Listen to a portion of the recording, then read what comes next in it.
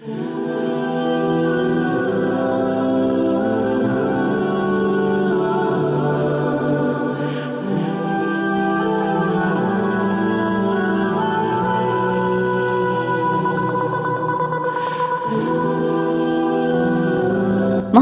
آمنہ سیاہ فام امریکی خاتون ہیں جو اپنی سماجی خدمات کی وجہ سے عالمگیر شہرت رکھتی ہیں۔ 1980 میں جو کتاب شائع ہوئی اس کے مطابق 350 افراد نے ان کی ترغیب سے منشیات سے توبہ کی تھی اور 21 مرد و زن نے اسلام قبول کر لیا تھا۔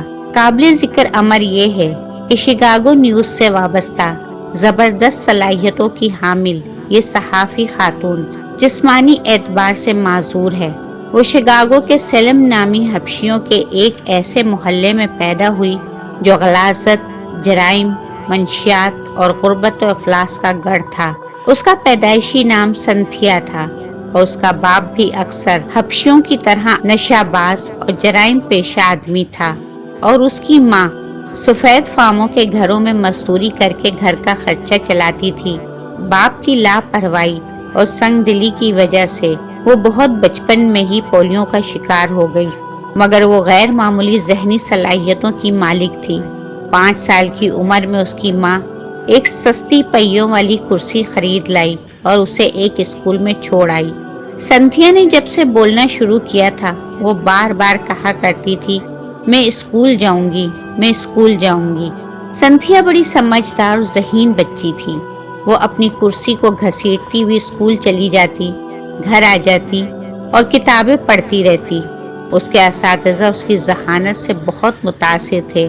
وہ بڑی صابر اور باہمت بچی تھی۔ وہ کسی احساس کمتری میں مبتلا نہ ہوئی۔ دوسرے بچوں کو بھاگتے دوڑتے دیکھ کر کبھی آنسو بہاتی نہ پریشان ہوتی، بلکہ سر جھکائے بڑے اطمینان اور یکسوئی سے مطالعہ کرتی رہتی۔ اس نے اسکول میں اپنی ذہانت کی دھاک بٹھا دی تھی۔ اسے ہر سال انعام ملا کرتا تھا۔ وقت گزرتا گیا اور سنتھیا 17 سال کی ہو گئی۔ اس نے اسکول کی تعلیم مکمل کر لی اور اب یونیورسٹی میں داخلہ لینا چاہتی تھی۔ چونکہ اس کی اعلیٰ تعلیمی کارکردگی اور ذہانت سے سبھی متاثر تھے، اس لیے اسے وظیفہ مل گیا اور 5 برس تک یونیورسٹی میں تعلیم حاصل کرتی رہی اور اعزاز کے ساتھ اسے مکمل کیا اور ایک مقامی اخبار میں ملازمت مل گئی۔ یہی وہ زمانہ تھا جب سنتھیا امریکہ کے مشہور سیاہ فام رہنما میلکم ایکس کے کردار سے متعارف ہوئی۔ موصوف مشہور و معروف جرائم پیشہ اور منشیات فروش حبشی تھا۔ وہ بے شمار سنگین وارداتوں میں ملوث تھا اور زندگی کا بڑا حصہ جیلوں میں گزار چکا تھا۔ پھر خدا کا کرنا یہ ہوا کہ میلکم مسلمان ہو گیا، اور نہ صرف اس کی اپنی زندگی میں زبردست انقلاب آ گیا اور وہ ایک پاک باز انسان بن گیا، بلکہ اس کی تبلیغ و تربیت سے ہزاروں سیاہ فام لوگوں کی زندگیاں بدل گئیں۔ اس نے سینکڑوں ایسے رضاکار تیار کیے جو خاص طور پر حبشیوں کو راہ راست پر لانے اور ان کو نشے سے نجات دلانے کے لیے دن رات کوشاں رہتے تھے۔ یہ ایک نئی تحریک تھی، ایک نیا انقلاب تھا جو آہستہ آہستہ امریکہ کے حبشیوں میں آ رہا تھا اور جو انہیں وقار سے زندہ رہنا سکھا رہا تھا۔ سنتھیا میلکم ایکس کی زندگی کے دونوں پہلوؤں سے واقف تھی، اس لیے اس کے دل و دماغ نے مذہب اسلام سے بھی گہرا اثر قبول کیا تھا، اور چونکہ وہ مطالعے کی رسیا تھی اس لیے اس نے اسلام کے بارے میں بہت کچھ پڑھ ڈالا اور اسے اپنے تصورات اور انسانی فطرت کے عین مطابق پایا تو اسے قبول کر لیا۔ اور ایک روز جبکہ حسب معمول اس کا والد شراب کے نشے میں دھت اس کی ماں کی پٹائی کرنے والا تھا، اس نے اپنے باپ کو سمجھانا شروع کر دیا اور ماں کو صبر کی تلقین کرنے لگی اور گفتگو کی تیزی میں انہیں بتا دیا کہ وہ اسلام قبول کر چکی ہے۔ اس کے بعد جو کچھ ہوا اسے خود سنتھیا بلکہ آمنہ کی زبانی سنیے۔ میرے والدین کے لیے مسلمان کا لفظ اجنبی نہ تھا۔ میں نہیں جانتی تھی کہ اسلام اور اسلام کے پیروکاروں کے بارے میں امریکیوں کا رویہ بلا رنگ و نسل کیوں مخالفانہ ہے۔ میری زبان سے یہ سننے کے بعد میں مسلمان ہو چکی ہوں، میرے والدین کو بے حد تعجب ہوا خاص طور پر میری ماں کو بے پناہ صدمہ ہوا۔ اس کا یہ رد عمل میرے لیے بہت پریشان کن تھا۔ میں اسے ایک مظلوم عورت سمجھتی تھی۔ میرا خیال تھا وہ میرے مسلمان ہونے پر زیادہ واویلا نہ کرے گی، مگر ہوا اس کے برعکس۔ میرے والد کے چہرے پر نفرت، حقارت کے ساتھ ساتھ لاپرواہی کی جھلک بھی دکھائی دے رہی تھی، اور میری ماں مسلسل بولتی جا رہی تھی۔ آج جب وہ منظر مجھے یاد آتا ہے تو میں بے اختیار مسکرا دیتی ہوں، لیکن اس وقت میرا رد عمل کچھ مختلف تھا۔ میں یہ محسوس کرنے لگی تھی کہ میں نے اسلام قبول کرنے کا اعلان کچھ جلدی کر دیا ہے۔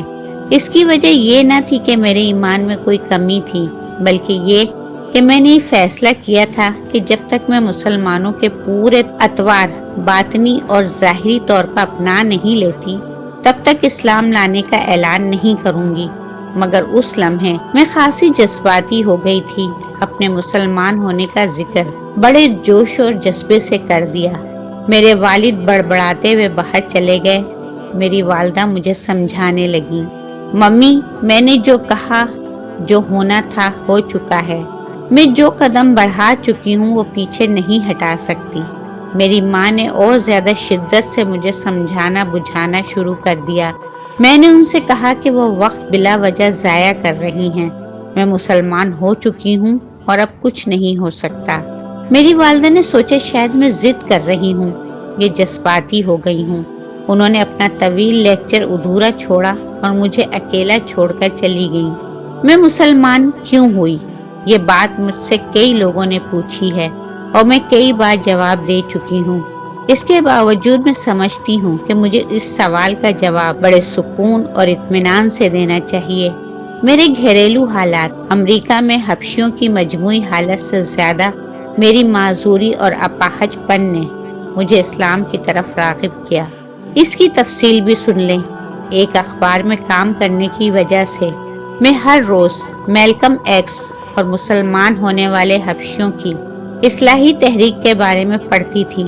چونکہ پولیو کی وجہ سے میں معذور اور اپاہج ہو چکی تھی اور سوائے مطالعہ کے میرا اور کوئی شغل نہ تھا، اس لیے مجھ پر غور و فکر کی عادت بہت بڑھ گئی تھی۔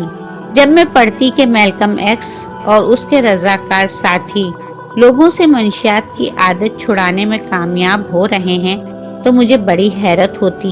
میں سمجھتی یہ صرف ایک خبر ہے جس میں صداقت نہیں ہے، لیکن پھر میں سوچتی کہ یہ خبر کس طرح جھوٹی ہو سکتی ہے اور کس حد تک جھوٹی ہو سکتی ہے۔ میرے پاس میرے اپنے سوال کا کوئی جواب نہ تھا، مگر اس زمانے میں نے فیصلہ کر لیا کہ مجھے اسلام کے بارے میں کچھ پڑھنا چاہیے۔ میں نے کچھ کتابیں حاصل کی اور پڑھنے لگی۔ اسلام کے بارے میں ان کتابوں نے مجھے خاصا متاثر کیا۔ جب میں نے یہ کتابیں پڑھ لیں تو میرے دل میں قرآن پڑھنے کا خیال پیدا ہوا اور میں نے انگریزی میں ترجمہ قرآن کا ایک نسخہ حاصل کر لیا۔ قرآن پاک کے اس ترجمے نے مجھے عجیب طرح کا روحانی سرور بخشا جسے میں بیان نہیں کر سکتی۔ آج میں سمجھتی ہوں کہ اگر کوئی بھی شخص دلچسپی، انہماک اور لگن سے قرآن پاک کا مطالعہ کرے تو وہ اس مقدس کتاب کی حقانیت سے متاثر ہوئے بغیر نہیں رہ سکتا۔ قرآن پاک کے مطالعے نے مجھے کئی دن بے چین رکھا۔ میرے دل میں ایک عجیب طرح کا جذباتی مد و جزر ہو گیا۔